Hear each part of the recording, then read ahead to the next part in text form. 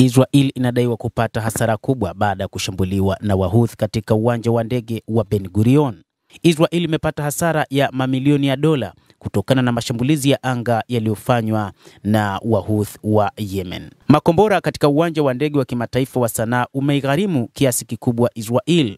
Na wakati huu ndio maana Israel ikaamua kufanya mashambulizi dhidi ya wapiganaji hao wa Kihouthi baada ya kuona ni kama vile Marekani haiko tayari kwa ajili ya kuonyesha uhalisia wa kile ilichokieleza dhidi ya taifa hilo la Kiyahudi. Mashambulizi ya anga huko mjini Sanaa yaliyofanywa Jumanne huenda ni mashambulizi ambayo ni kwa ajili ya kulipa kisasi juu ya gharama iliyotokea ambayo imedaiwa kwamba ni sawa na shekeli milioni 13. Safari ya kuelekea Yemen na kurudi inachukua ndege za jeshi la wanahewa la Israel takribani saa 4, ikimaanisha jumla ya saa 80 za ndege kulingana na ndege 20 za kivita. Hivyo inaweza kugharimu angalau shekeli milioni 5 kwa saa zao tu za safari, pamoja na milioni 1 kwa ndege za kusindikiza.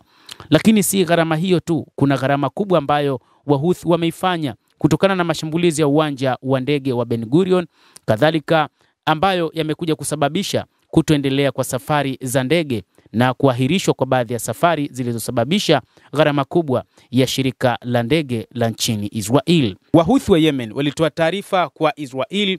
pamoja na mashirika ya ndege kwamba isithubutu ndege yoyote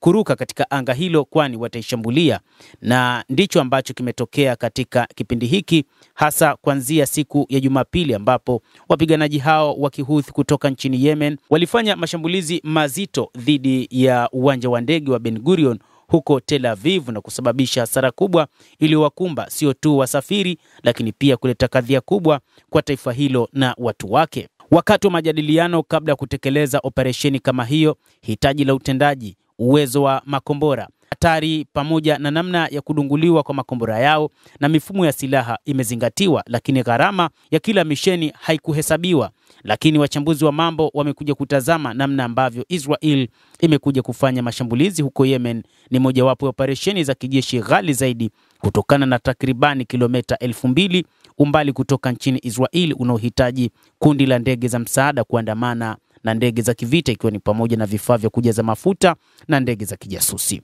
Operesheni kama hiyo pia imehusisha uwekaji wa helikopta ya uokoaji katika kesi ya kutolewa kwa majaribio kwa sababu ya hitilafu au uharibifu, ambapo marubani walioondolewa wangelazimika kusubiri saa kwa helikopta ya uokoaji kuwasili kutoka Israel. Ndege kadhaa za kivita za jeshi la anga zimethibitishwa na IDF kwamba dozen ya ndege hizo imeshiriki katika shambulio la uwanja wa ndege wa kimataifa wa Sanaa kama sehemu ya kulipiza kisasi mashambulizi ya Wahouthi yaliyofanywa katika uwanja wa ndege wa Ben Gurion, lakini haijathibitishwa ikiwa ndege hizo zilikuwa zile za F-15, F-16 au zile za F-35 Adir. Mtazamaji wa The World News, endelea kutufuatilia, lakini kimsingi wachambuzi wa mambo wanasema Israel imepata hasara kubwa ndani ya wiki hii kutokana na mashambulizi yake iliyoyafanya huko Sanaa, mji mkuu wa Yemen, na ni katika kile walichosema wanalipa kisasi kutokana na mashambulizi yaliyofanywa na Wahouthi kutoka katika nchi hiyo ya Kiarabu ya wa Yemen. Endelea kuwa nasi na nikusisitize tu usisahau kulike, usisahau kucomment, kadhalika na kusubscribe channel yetu hii upate habari hizi kwa mapana hapa The World News. Mimi ni Adam Hussein.